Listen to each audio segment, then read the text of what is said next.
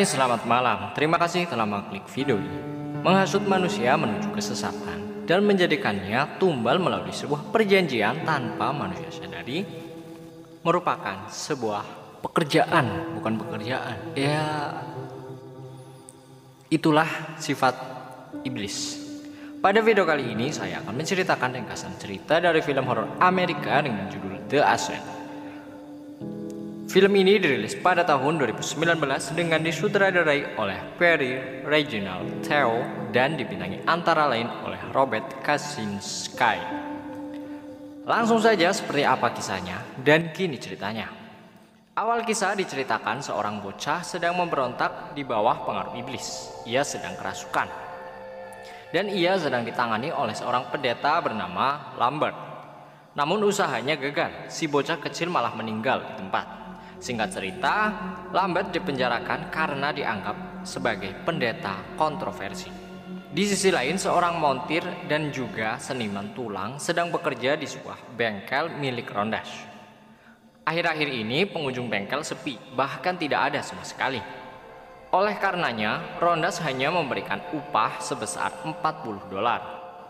Upah yang hanya pas buat membayar pengasuh anaknya Mason di rumah. Dan pria ini bernama Jules. Ia adalah seorang bapak tunggal, istrinya meninggal karena sebuah kecelakaan. Dan jika Jules pergi bekerja, ia menitipkan Mason anaknya kepada jasa pengasuh anak. Mason punya teman tidur yakni boneka burung hantu. Meski orang tua tunggal, Jules sangat menyayangi putranya itu.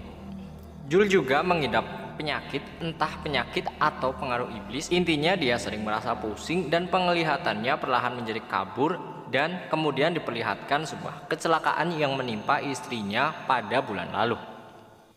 Jules makan sambil mengerjakan hobinya itu. Mendadak ia mendengar suara boneka burung hantu milik Mason. Jadi gini, boneka itu memang bisa berbunyi jika disentuh orang. Bunyinya gini. How are you? My name is Camper. Maukah kamu menjadi temanku? Gitu. Nah, malam itu tuh Jules mendengar suara boneka itu. Padahal ketika di kamar, si Mason ini kan udah tidur. Maka dari itu Jules segera ke kamar Mason. Dan boneka itu ternyata sudah berdiri di lantai dengan posisi berdiri. Namun satu bagian matanya rusak. Matanya hilang. Aneh. Hari ini Lambert dibebaskan dari penjara. Dan ini adalah Michelle. Keluarnya Lambert dari penjara sudah dijemput oleh seorang pendeta juga yang bernama Michelle. Dalam perjalanan pulang, di dalam mobil, Michelle mengungkapkan tentang pendapat masyarakat dan pemerintah terkait pengusiran iblis yang sebelumnya dilakukan oleh Lambert, dan itu adalah suatu kontroversi. Karena pada dasarnya saat dipenjarakan itu Lambert gagal dan bocah itu malah meninggal. Masyarakat merasa keberatan dengan pembebasan Lambert kali ini. Namun dengan tegas Lambert menyela dan mengatakan bahwa itu bukanlah suatu kesalahannya, melainkan iblis itu memang ada. Aku bisa merasakannya, kata Lambert. Tiba-tiba dari jendela mobil, Lambert melihat sebuah makhluk dari seberang jalan. Jules rutin mengunjungi seorang psikolog bernama Dr. Maya. Dr. Maya mengatakan bahwa Jules menderita skizofrenia dan ia menyarankan agar Jules rutin minum obat penenang saat penyakitnya itu kambuh. Namun di luar anjuran itu, Jules juga menemukan sebuah cara sendiri untuk melawan ketakutannya, yakni dengan menggunakan kamera Polaroid. Ia gunakan untuk mengambil gambar secara langsung agar bisa memperjelas penglihatannya. Apapun itu, Dr. Maya lebih mengkhawatirkan kehidupan Jules yang bekerja di Rondas karena upahnya tak sebanding untuk kehidupannya. Dr. Maya sangat mengharap agar Jules menentukan pilihan masa depannya dengan baik. Malamnya, Jules memergoki Mason sedang berbisik lirih entah dengan siapa. Namun seketika Mason sadar bahwa ayahnya melihat dirinya, kemudian ia menghampiri ayahnya dan mengatakan, "Hush, jangan buat dia marah." Jules jelas penasaran dong. Namun ketika Jules masuk ke kamar Mason tak ada siapapun. Dan tiba-tiba Mason sudah berdiri di belakang Jules. Dan ia mengatakan bahwa dia berdiri di sana, di di pojok. "Dia siapa?" kata Jul. "Orang yang terlihat seperti kambing, berjalan seperti anjing," kata Mason. Esoknya selesai pulang kerja di rumah Jul, seorang pengasuh anak, yakni pengasuh Mason yang bernama Casey, masak masakan spesial yakni ayam panggang. Jelas saja Jul merasa tidak enak karena ia tak sanggup membayarnya. Namun Casey mengatakan bahwa itu adalah traktiran. Jul hanya cukup membayar jasa asuhnya yakni $40. Namun ketika di meja makan, Casey mengatakan bahwa dirinya diterima di sebuah universitas. Dan itu artinya ia mengucapkan permintaan maaf kepada Jul karena itu adalah hari terakhir ia mengasuh Mason. Mendengar pernyataan tersebut, Jul sangat marah dan malah membentak. Begitu juga Mason. Mason mencela Casey bahwa Casey tak sayang padanya. Kembali kepada Lambert. Di rumah itu, Lambert bersama Michelle melihat rekaman saat ia melakukan pengusiran iblis pada sebuah bocah pada tahun lalu. Dari cuplikan video, iblis memberi clue atau petunjuk dengan bahasa mereka yang Lambert sendiri juga belum bisa mengerti apa kata itu, yakni in magnum figuli. Keanehan di kamar Mason terjadi lagi. Semua benda berterbangan jatuh, dan kemudian Mason hanya terdiam menatap sebuah gantungan baju. "Apa kau yang melakukan semua ini?" kata Jul. "Dia yang melakukannya. Dia yang berwajah buruk di sana," kata Mason. Tapi jelas-jelas di situ tidak ada siapa-siapa. Kemudian Jul mengajarkan kepada Mason cara menggunakan kamera kepada Mason. "Tak perlu takut, tak ada siapapun di sana, Mason." Jul kembali mengunjungi kediaman Dr. Maya untuk mempertanyakan apa yang baru saja ia alami. Apakah jika kita melihat sosok bayangan hitam berarti itu bisa dikatakan sebagai skizofrenia? Dr. Maya menjelaskan bahwa melihat sebuah bayangan adalah hal yang lumrah. Bisa saja itu adalah sebuah halusinasi, tapi kalau mendengar suara bisikan itu lain cerita. Dan Jul juga menjelaskan bahwa Casey, pengasuh anaknya itu, sudah tidak bekerja lagi. Ia pergi untuk kuliah. Dr. Maya memberikan saran agar secepatnya mencari pengganti pengasuh yang baru, atau paling enggak ya si Mason masukkanlah ke PAUD atau TK. Tapi ekonomi Jul tak sanggup membiayainya. Casey mengunjungi rumah Michelle. Casey menjelaskan bahwa ia baru saja menyatakan untuk berhenti mengasuh anak Jul, yakni Mason. Namun Jul dan anaknya sangat marah kepadaku. Aneh, marahnya seperti bukan mereka gitu. Dan di ruangan itu sangat gelap. Tiba-tiba sosok bayangan melintas menggeram kepadaku. Dan ruangan itu semakin mencekam, semakin gelap. Mendengar pembicaraan Casey, Lambert datang. Dan dari penjelasan Casey itu, Lambert sepertinya telah mengerti petunjuk kata in magnum figuli, yang artinya di tangan pembuat tembikar, profesi yang dilakoni oleh Jul, yakni sebagai pengrajin tulang. Jul terbangun dari tidurnya karena sayup-sayup mendengar bisikan dan bayangan sosok makhluk. Tapi ia gitu. Dengan keyakinan Jul, ia mengambil gambar dengan kameranya, tapi nggak ada siapa-siapa. Jul segera membasuh wajahnya. Nah, keadaan udah normal tuh. Kemudian Jul membaca buku tentang skizofrenia. Tiba-tiba saja bisikan-bisikan dan bayangan itu melintas di hadapan Jul. Arahnya menuju tangga. Jul yang penasaran terus mencari dan menangkap gambar di setiap hal-hal yang mencurigakan. Tepat di sudut pintu ruangan, tiba-tiba seisi ruangan lukisan yang ada di dinding berkunjang hebat. Seketika sosok itu benar-benar nyata di hadapan Jul. Kemudian berjalan menuju kamar Mason. Hari ini Lambert bersama Michelle bergegas untuk menuju rumah Jul. Intinya, Lambert melakukan semua itu bukan atas dasar ilmu sihir, melainkan memang legalitas suatu agama yang harus segera diberantas. Ketika mampir di kafe terdekat, Lambert juga melihat makhluk itu dari luar jendela. Singkat cerita, Lambert bersama Michelle telah sampai di kediaman Jul. Diketuk-ketuk pintunya, dipanggil-panggil, nggak ada sautan apapun. Malah Lambert semakin kuat melihat sosok itu di dalam rumah dari luar jendela. Barulah Michelle mengetahui bahwa Jules ada di dalam rumah, karena Jules terjatuh dari anak tangga dan kemudian dengan paksa rumah Jules Michelle dobrak dengan segera membaringkan Jules. Dan saat Jules terbangun, Lambert mengatakan bahwa tempat ini seperti tempat berkembang biak energi negatif. Jules cuek dan bergegas menuju Mason di kamarnya. Namun malang, Mason sepertinya telah dirasuki iblis itu. Kemudian mereka semua menuju ruang bawah membicarakan tentang keanehan yang telah terjadi. Lambert menjelaskan bahwa Mason telah terpengaruh atau telah dirasuki oleh sosok iblis yang biasa masyarakat kenal dengan beraneka nama: Abaddon, Mephistopheles, Bethnoir.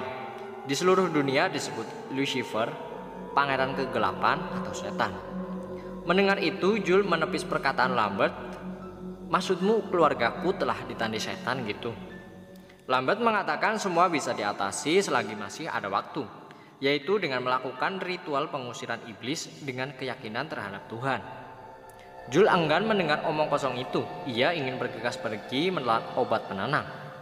Namun Michelle menjelaskan bahwa memang banyak orang menderita Parkinson atau disleksia, dan itu sering disalahartikan sebagai kerasukan. Memang hal ini sudah tak bisa dipercayai di kehidupan modern, tapi kita mempunyai alasan untuk percaya tentang hal itu karena sangat serius. Lambert menambahkan bahwa iblis membuat yang waras jadi tidak waras, yang tidak waras jadi waras.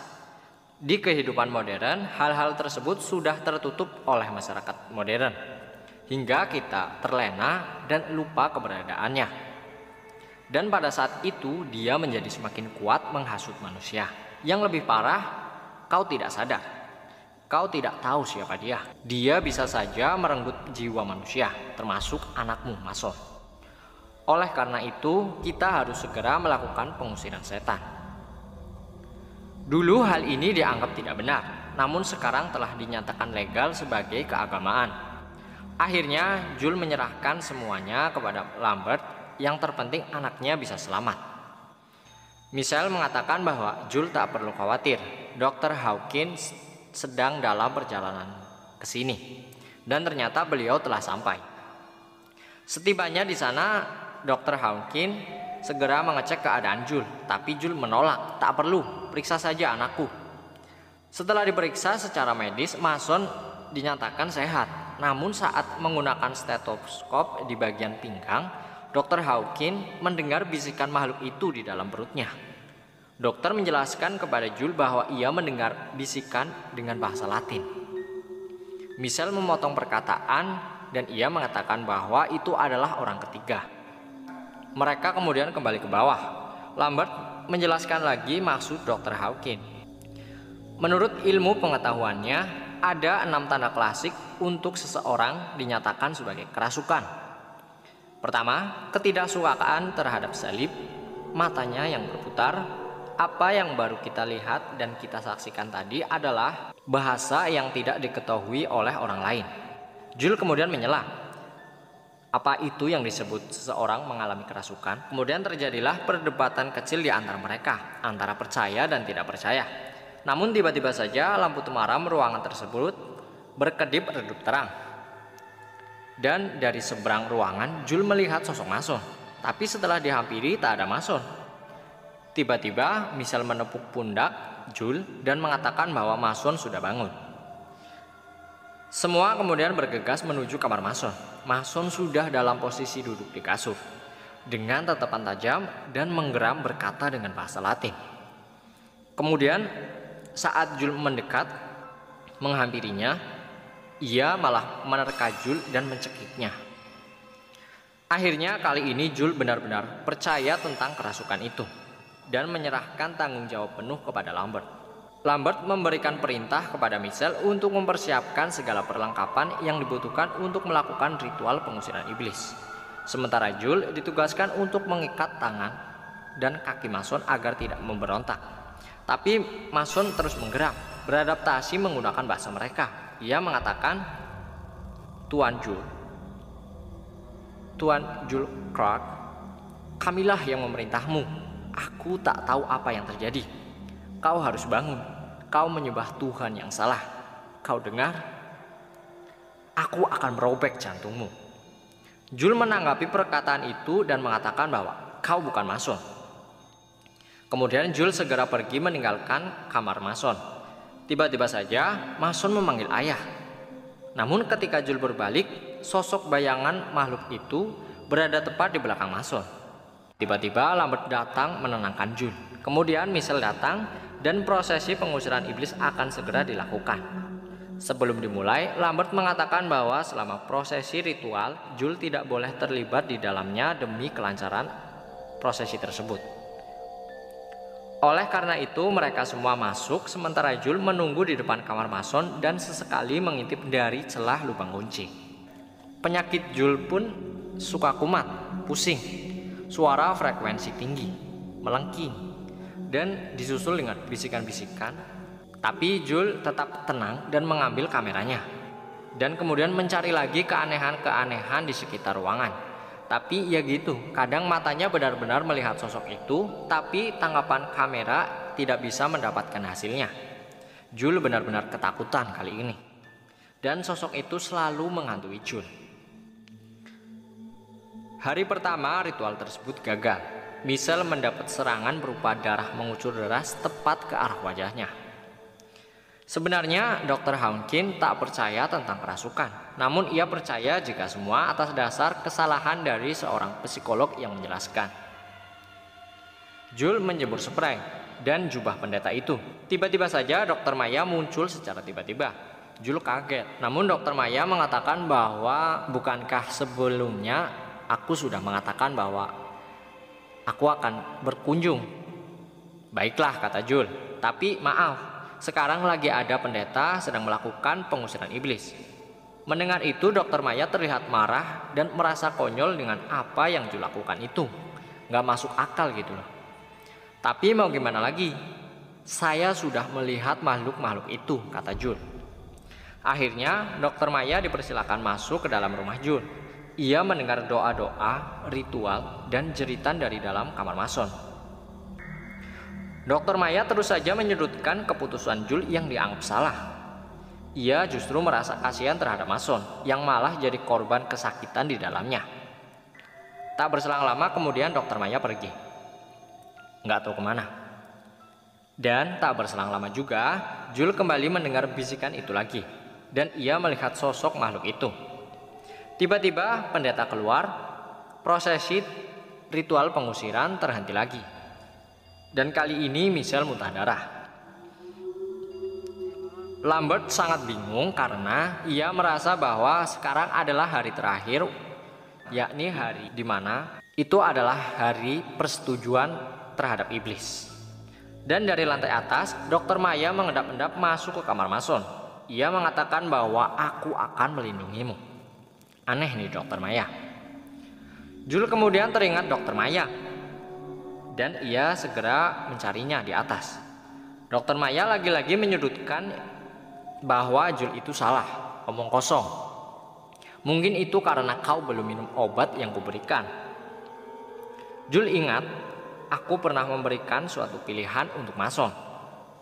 Pilihan apa? Kata Jul. Apakah kau percaya kepadaku? Kata Dr. Maya. Jul percaya kepada Dr. Maya, kemudian ia memeluknya. Karena ia juga merasa bingung dan ia merasa sangat lelah dengan semua keadaan itu. Dr. Maya mengatakan bahwa kau tak perlu khawatir karena aku bisa memperbaiki semuanya. Kau tinggal bilang saja menyerah kepadaku. Kau bisa melakukan itu, Jul. Pandangan Jul perlahan mulai kabur dan ia melihat segala penampakan-penampakan dan dengan lantang ia menjawab, "Iya, saya bersedia. Saya menyerah." Seketika itu sudah gak jelas arahnya, sudah gak karuan. Dan tiba-tiba ia tersadar dari tidurnya, luka di kepalanya sudah tak ada. Dan ketika bergegas ke kamar mason, dari selimut yang tertutup,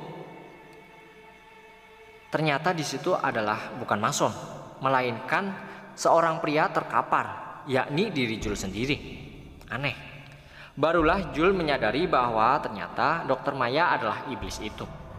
Ia yang melakukan pendekatan guna mengelabui Jul dan menghasutnya agar melakukan sebuah perjanjian dan membawa Mason ke alamnya. Namun ternyata penyesalan Jul sudah terlambat karena Jul telah menyetujuinya. Dan pada akhirnya Mason telah hidup bersama Dr. Maya di alam yang berbeda. Sekian, itulah ringkasan cerita dari film horor Amerika dengan judul The Ascent. Semoga menawarkan kita pada hari ini. See you next time.